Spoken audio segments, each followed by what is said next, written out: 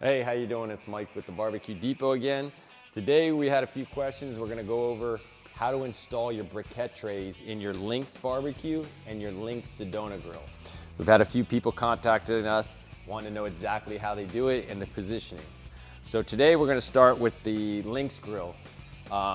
We have basically a 90191 and a 90190 briquette tray. So as you see here on your briquette trays, it has little holes in the back of the Lynx ones. There's little pegs in the back of the grill. So what you want to do is you want to kind of angle this in. You want to slide the pegs through the hole in the back, and then the little notches up front will just sit right on the pegs up front. So that's going to do that same technique with the 90190 as the 90191 on the Lynx barbecues. If you have a 36-inch grill, you might use a tray called a 90189. It's a little bit different. Basically, you just push it in the same way and just slide it down. There's no holes and pegs in it. That one's pretty easy to do. So let me show you on the Lynx Sedona grill now.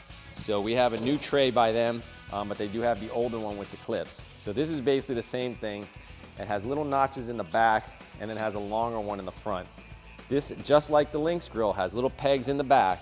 So you want to position it, go on an angle, take a peek, put it over the pegs there, and just slide it down.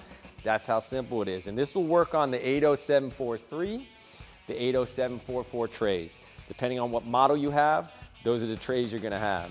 It's a pretty easy process. If you have any questions in regards of how to do any of these, put any parts in, not just the trays, the burners, the electrodes, anything that you need, definitely give us a call, toll free, 877-983-0451, or you can reach us on the web at thebbqdepot.com.